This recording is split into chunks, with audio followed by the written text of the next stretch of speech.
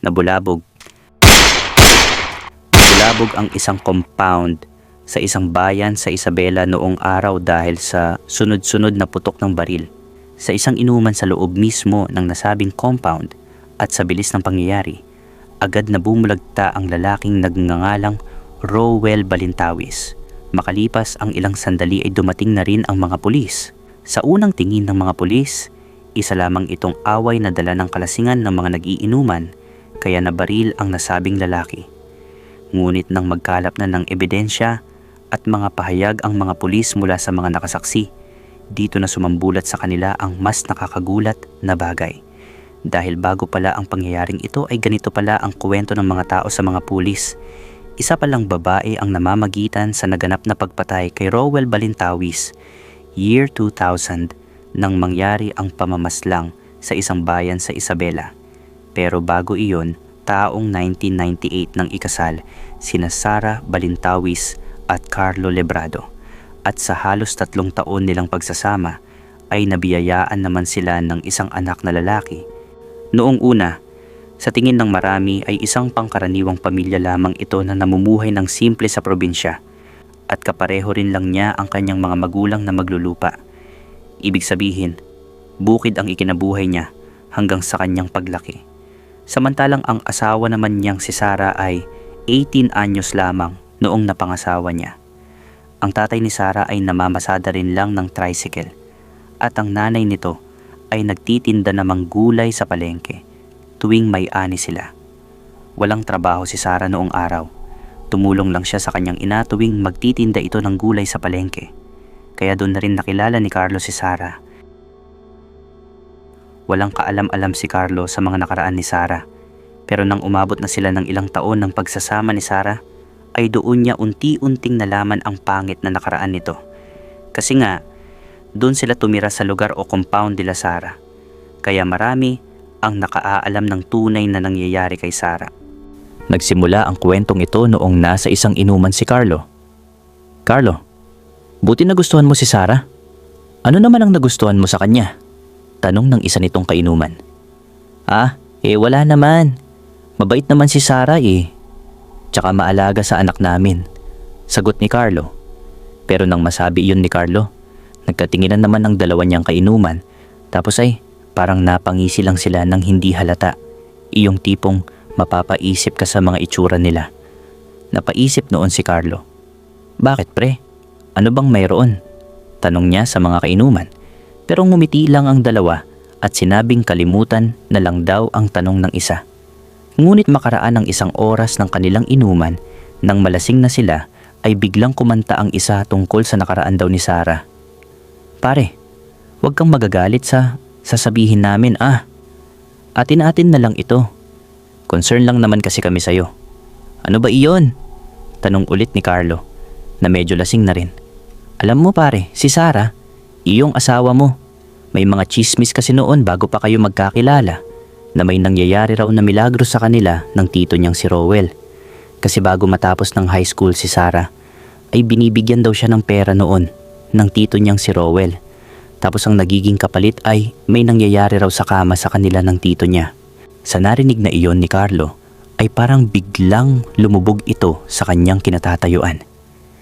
Gusto sana niyang magalit sa mga kasama niyang umiinom pero nakapag-isip pa siya. Isa pa, impormasyon lang naman ang sinasabi ng mga kainuman niya sa kanya. Pero kumambyo rin naman ng salita ang isa nitong kainuman. Huwag mong isipin yun Carlo, dahil chismis lang naman iyon dati sa compound nila. Wala namang nakitang ebidensya na may nangyayaring milagro nga sa kanila ng tito niya noon si Sara. Kumalma si Carlo sa sinabing iyon ng kanyang kaibigang kainuman. Pero matapos ang inuman na iyon, kahit anong pilit gawin ni Carlo na huwag maniwala sa kababuyang ginagawa ng misis niya at ng mismong tito nito, ay hindi na naalis sa kanyang isipan ang tanong na, paano kung totoo nga iyon? Tapos ay kapitbahay din lang nila ang titong iyon ni Sara. Minsan ay nakakainuman din niya ito.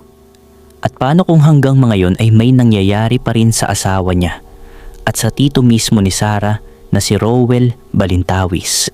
Hanggang sa lumipas ang ilang linggo, pilit niyang kinakalimutan ang sinabi ng mga barkada niya. Isang hapon, napilitan siyang umuwi ng mas maaga dahil biglang bumuhos ang ulan. Habang binabagtas niya ang makitid na daan pauwi, napansin niyang wala ang tricycle ng biyenan niya sa tapat ng bahay. Tahimik din ang paligid. Paglapit niya sa kanilang bakuran, napansin niyang bahagyang nakabukas ang likurang pinto ng bahay. Tatawag na sana siya kay Sarah nang may marinig siyang mahihinang yabag sa likuran ng bahay, kaya hindi siya agad lumapit. Sa halip, dahan-dahan siyang umikot sa may taniman ng saging.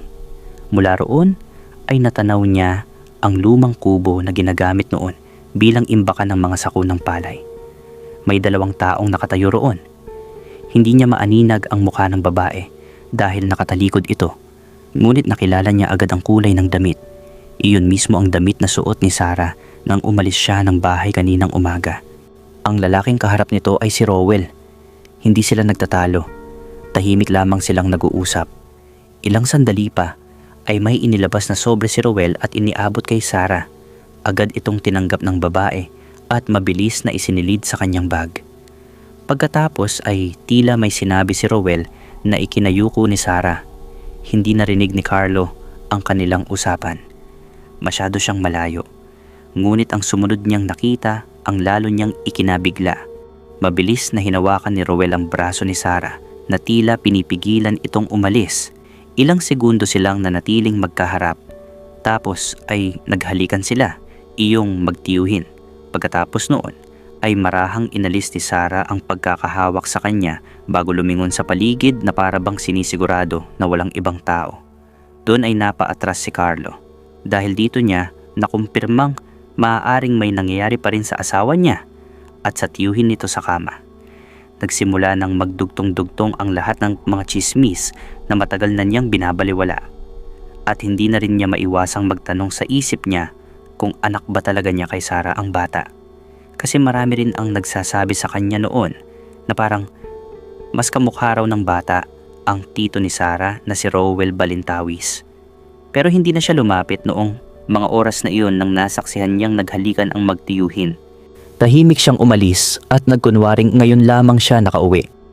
Kinagabihan, normal ang kilos ni Sarah. Naghain ito ng hapunan, inalagaan ang kanilang anak at nakipagkwentuhan na para bang walang nangyari. Habang kumakain, hindi mapigilan ni Carlo ang mapatingin sa bag ng kanyang asawa. Nandoon pa rin ang sobrang nakita niyang ibinigay ni Rowell. Hindi niya ito binuksan. Hindi rin siya nagtanong, pero alam niyang pera ang laman noon. At mula noon ay nagsimula na siyang magbantay sa galawan ng kanyang asawa. Ayon sa kwento ni Rowell sa mga barkada niya, bago maganap ang pamamaril, sa mga sumunod na araw, napansin niyang may mga pagkakataong umaalis si Sarah nang walang malinaw na dahilan. Kapag tinatanong niya ito, iba't ibang paliwanag ang kanyang naririnig. Minsan ay bibili raw ng gulay, minsan na may bibisita lamang sa isang kamag-anak. At ito ang malupit. Madalas na sumasakay si Sarah sa tricycle na ipinapasada ng tito niyang si Rowell. May isang pagkakataon, pang sinabi ni Sarah na pupunta siya sa palengke. Ngunit nang mapadaan si Carlo roon makalipas ang halos 1 oras, sinabi ng mga tindera na hindi man lamang dumaan ang kanyang asawa. Hanggang sa isang umaga, bago pa sumikat ang araw, nagkunwari siyang aalis papuntang bukid. Ngunit hindi siya nagtungo roon. Sa halip ay nagtago siya sa isang bahagi ng daan na tanaw ang likuran ng compound. Makalipas ang ilang minuto ay lumabas si Sarah. Naglakad ito patungo sa isang lumang kubo sa gilid ng taniman ng mga saging. Hindi nagtagal ay dumating din si Rowell. Nag-usap lang sila saglit sa labas. Pagkatapos ay pumasok sa kubo at doon ay ilang minutong nasa loob ang magtiyuhin.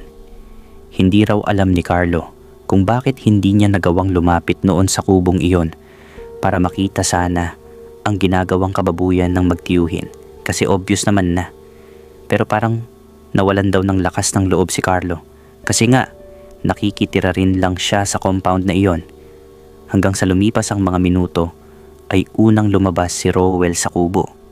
Matapos ang 1 minuto pa ay lumabas na rin si Sarah na nag-aayos pa ng buhok niya. Kay Carlo, sapat na ang sunod-sunod na pagkakataong nakita niyang palihim na nagkikita ang dalawa. Mula noon ay hindi na siya nakatulog ng maayos.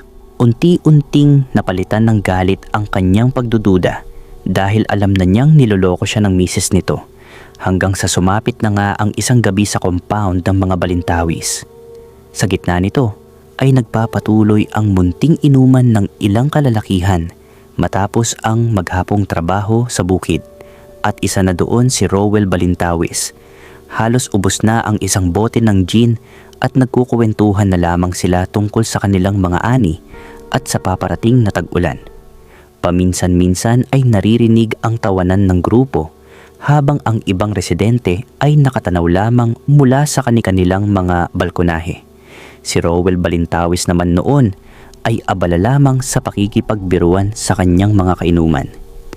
Maya-maya pa'y napansin ng isa sa kanila ang isang lalaking papalapit mula sa madilim na bahagi ng compound. Si Carlo yon. Mabagal ang kanyang paglalakad. Hindi siya nagsasalita. Hindi rin siya lumilingon sa ibang tao. Nakapako lamang ang kanyang tingin kay Rowell. Napansin siya ng mga nasa inuman. "O Carlo, halika, may natitira pang tagay." Hindi umupo si Carlo sa aya ng mga nagiinuman. Unti-unting nawala ang tawanan. Napansin ng lahat na may kakaiba sa kanyang ekspresyon. Wala ang dati nitong magaan na pakikitungo. Ang kanyang mga mata ay tila ilang gabing hindi nakatulog. Napatingin si Rowell sa kanya. "May problema ba?" Hindi agad sumagot si Carlo. Ilang segundo ang lumipas bago niya sinabi ang ilang salitang nagpatahimik sa buong mesa. "Matagal kitang nirespeto." Tahimik pa ring nakatingin si Rowell. "Pero bakit mo tinaihan ang ulo ko, gago?" sabi ni Carlo. Ayon sa mga saksi na kainuman, umiling si Rowell. "Anong sinasabi mo?" Mas humigpit ang pagkakatitig ni Carlo. "Alam mo ang sinasabi ko." Tumayo si Rowell mula sa kanyang inuupuan. "Kung may problema ka, pag-usapan natin." Pero hindi pa rin daw umiimik si Carlo, kaya nagsimulang lumapit si Rowell sa kanya. Pero ilang hakbang pa lamang ang kanyang inilalapit kay Carlo, ay bigla na lang bumunot si Carlo ng revolver na baril. Sabay 4 na putok ang tumama kay Rowell. Nagkagulo ang buong compound. May mga babaeng nagsisigawan habang ang iba na may mabilis na isinara ang kanilang mga pintuan. Ang mga bata ay hinila paloob ng kanilang mga magulang. Ang mga kainuman ni Rowell ay nagtakbuhan sa iba't ibang direksyon upang makaiwas. Sinubukan pang umatras ni Rowell habang nakatingin kay Carlo. Ngunit hindi na siya nakapagsalita. Isang huling putok ang muling umalingaw-ngaw. Tuluyan siyang bumagsak sa lupa. Biglang nanahimik ang paligid. Tanging ang iyak ng mga residente at ang tahol ng mga aso ang maririnig sa loob ng compound. Nakatayo pa rin si Carlo, 1 metro mula sa biktima. Sabi ng saksi ay mukhang sinigurado muna ni Carlo na patay na ito bago tuluyang tumakbo si Carlo sa dilim at nawala. At nang halos mag-iisang oras na ang nangyaring insidente, ay saka pa lamang dumating ang mga pulis sa compound ng mga Balintawis. Halos magkakapareho ang unang mga salaysay. Ayon sa kanila, dumating si Carlo sa inuman na tahimik. Wala itong mahabang pakikipagtalo. Ilang sandali lamang ang lumipas ay umalingaw-ngaw na ang mga putok ng baril. Dahil sa takot, nagtakbuhan na ang lahat. Walang makapagsabi kung ano mismo ang naging huling usapan ni na Carlo at Rowell. Hindi na kontento ang hepe ng investigasyon sa ganoong paliwanag. Napansin niyang tuwing mababanggit ang pangalan ni Sarah ay nagkakatinginan ang ilang residente para bang may alam silang ayaw nilang sabihin. Kinabukasan, muling bumalik ang mga pulis sa compound. Sa halip na ang mga kainuman lamang ang tanungin, isa-isa nilang kinapanayam ang matatagal nang nakatira roon. Noong una, puro pag-iwas ang kanilang natanggap. "Wala kaming alam. Ayaw naming madamay." Matagal nang usapan niyan. Ngunit pagsapit ng hapon, isang matandang babae ang kusang lumapit sa himpilan. Sinabi niyang matagal na siyang nananahimik dahil ayaw niyang masira ang pamilya ni Sarah. Ngunit ngayong may namatay na, pakiramdam niya ay kailangan na niyang sabihin ang nalalaman. Ayon sa kanya, bata pa lamang si Sarah ay kapansin-pansin na ang espesyal na pagtrato ni Rowell dito. Madalas itong bigyan ng pera, damit at mga bagay na hindi naman ibinibigay sa iba niyang pamangkin. Marami raw ang nagtataka noon, ngunit walang naglalakas loob na magsalita dahil kamag-anak ang dalawa. Pagkalipas ng isang araw, may isa pang residente ang nagbigay ng salaysay. Sinabi nitong ilang ulit niyang nakita si Rowell na pumapasok sa bahay ni Sarah kapag wala ang mga magulang nito noon. Nang mag-asawa na si Sarah, hindi rin umano tuluyang naputol ang pagpunta ni Rowell. Kapag nasa bukid si Carlo, madalas pa rin daw makita ang lalaki sa paligid ng bahay. Habang dumarami ang kanilang nakakausap, mas lalo pang nabubuo ang larawan ng tunay na dahilan ng pamamaril. Isang tendera sa palengke ang nagsabi sa mga pulis na ilang buwan bago ang insidente ay nakita niyang nagtatalo sina Carlo at Sarah. Hindi niya narinig ang buong usapan. Ngunit paulit-ulit umanong tinatanong ni Carlo kung bakit madalas pa ring makita si Rowell sa kanilang bahay. May isa namang tricycle driver na nagsalaysay na minsan ay isinakay niya sina Sarah at Rowell papunta sa kabilang barangay. Nang tanungin niya kung saan sila pupunta, ay sinabi lamang nilang may aasikasuhin. Ngunit kapansin-pansin daw ang pagiging sobrang malapit ng dalawa, bagay na hindi niya inaasahan sa magtiyuhin. Hindi pa rin yun sapat upang patunayan ang lahat, ngunit isa-isa nang nagdurugtong ang mga piraso ng impormasyon. Mas lalo pang tumibay ang hinala ng mga pulis nang makausap nila ang isa sa matalik na kaibigan ni Carlo. Ayon dito, ilang linggo bago ang pamamaril ay madalas nang lumapit si Carlo sa kanya upang humingi ng payo. At sa lalaking tunga na iyon, ikinuwento ni Carlo ang nakita niyang pinagagawa ng dalawa. Hindi raw ito mapakali. Sinabi nitong pakiramdam niya ay matagal na siyang ginagawang hangal ng sariling asawa at ng tiyuhin nito. Isang gabi, sinabi pa umano ni Carlo na may sarili na siyang nakita na alam niyang nagtatalik na ang dalawa.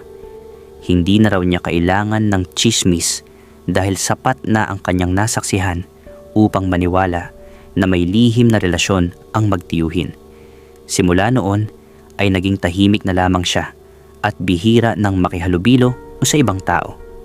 Habang binubuo ng mga investigador ang kanilang ulat, naging malinaw sa kanila na hindi simpleng paglalasing ang nagtulak sa pamamaril. Ang nangyari ay bunga ng galit na matagal nang naiipon. Ang mga lumang bulong-bulungan sa compound, ang magkakatulad na salaysay ng mga residente, at ang mga hinalang matagal ng kinikimkim ni Carlo ay iisang direksyon ang itinuturo. Sa huli, iyon din ang naging pangunahing motibong isinama ng mga pulis sa kanilang investigasyon. Para sa kanila, ang pamamaril kay Rowell Balintawes ay isang paghihiganti. Pero 3 buwan pa ang lumipas bago nila nadakip noon si Carlo dahil tumakas nga ito at nagtago. Hawak pa rin ni Carlo ang baril noong nahuli siya. Matapos madakip si Carlo Lebrado, agad siyang isinailalim sa kustodiya ng mga awtoridad at ikinulong habang hinihintay ang paglilitis ng kanyang kaso. Hindi siya pinagkalooban ng kalayaan dahil sa bigat ng kasong isinampa laban sa kanya. Mula noon ay halos 3 taon siyang nanatili sa loob ng piitan habang isa-isang dinidinig ng hukuman ang mga ebidensya at mga testigo ng magkabilang panig. Sa paglilitis, iniharap ng prosekusyon ang mga residenteng nakakita sa mismong pamamaril. Magkakatulad ang kanilang salaysay na si Carlo ang lumapit sa inuman at ilang sandali lamang ang lumipas ay sunod-sunod na niyang pinaputukan si Rowell Balintawes. Iniharap din ng mga pulis ang resulta ng pagsusuri sa kalibre 38 na narecover nang maaresto si Carlo. Ayon sa ulat ng crime laboratory, ang mga basyo at bala mula sa pinangyarihan ng krimen ay tumugma sa baril na nasa kanyang pag-iingat.